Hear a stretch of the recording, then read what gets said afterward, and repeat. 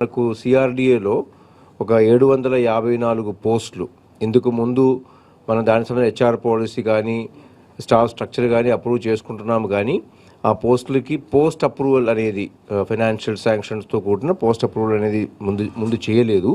ఇప్పుడు అది ఈరోజు అథారిటీ మీటింగ్లో అప్రూవల్ తీసుకోవడం జరిగింది.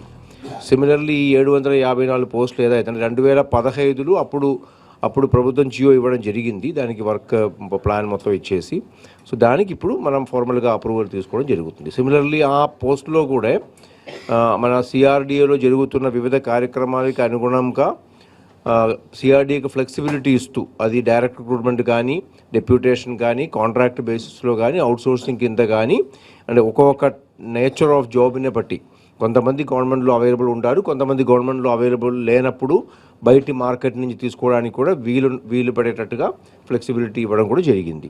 సిమిలర్లీ మనకు ఈ సిఆర్డీ ఏరియాలో ఈ ల్యాండ్లెస్ పూర్కి ఏదైతే మనం పెన్షన్స్ ఇస్తున్నామో దానిలో ఒక గత 1 yearలో కొంతమంది ఒక 7 మంది వాళ్ళ పేరెంట్స్ చనిపోవడం వలన మైనర్స్ ఎవరైతే ఉన్నారో వాళ్ళు ఆర్ఫన్స్ అయినారు.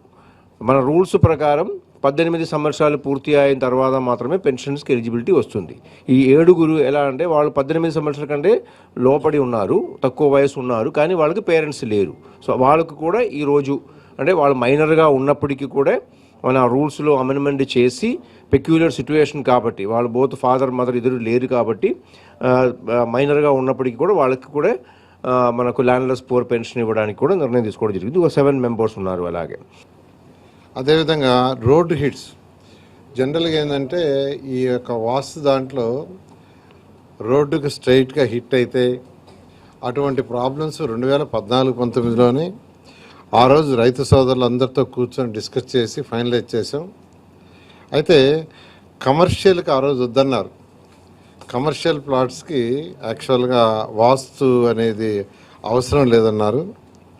అయితే ఇప్పుడు మళ్ళా ఈ ప్రభుత్వం వచ్చిన తర్వాత మళ్ళా కమర్షియల్ కూడా వెస్ట్ సౌత్ వెస్ట్ అట్నే సౌత్ వెస్ట్ ఈ 2 ఏదైతే ఉన్నాయో వాటికైతే రోడ్స్ హిట్ అవుతున్నాయో ఆ 2 కూడా మాకు మీరు కన్సిడర్ చేయండి అని అడగటం జరిగింది. దాని మీద యాక్చువల్గా ఈరోజు అథారిటీలో పెట్టాము. అథారిటీ కూడా యాక్సెప్ట్ చేసింది.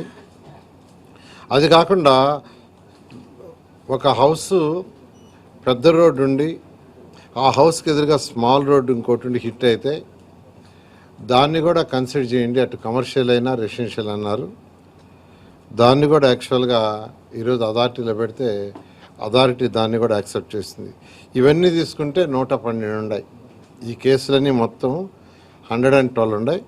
అయితే వీళ్ళకి ఆల్రెడీ ప్లాట్ అలాట్ చేసి వాళ్ళు వేరే వాళ్ళకి అమ్మేస్తుంటే అది కన్సిడర్ చేయరు. అలా కాకుండా వాళ్ళకి అలాట్ చేసి వాళ్ళ ఆధ్వర్యంలోనే ఉంటే వాళ్ళు ఎవరైనా మార్చుకోవాలనుకుంటే అది వాళ్ళ ఇష్టం, వాళ్ళకి వదిలేసాం. వాళ్ళకి లాటరీ సిస్టమ్ ద్వారా మళ్ళా వేసి ఇచ్చే విధంగా very specific about lottery system అనే దాన్ని ఈరోజు అథారిటీ యాక్సెప్ట్ చేసింది. అదేవిధంగా కృష్ణా రివర్ ఫ్రంట్లో ఒక మెరైనా అనేది ఒకటి ఏర్పాటు చేయడానికి ఈరోజు పీపీపీ మోడల్లో 1 acre ల్యాండ్ ఇచ్చేటట్టుగా అది ఏదైతే టూరిజం పాలసీ ఉందో ఆ పాలసీలోనే ఇచ్చే విధంగా ఈరోజు యాక్చువల్గా అథారిటీ యాక్సెప్ట్ చేస్తుంది. ఈ విధంగా ఈరోజు టెండర్ పిలుస్తారు. అంటే ఇవన్నీ కూడా ఏదైనా పీపీపీ మోడల్లో టెండర్ పిలిచి దాని ప్రకారం ఇవ్వటం జరుగుతుంది.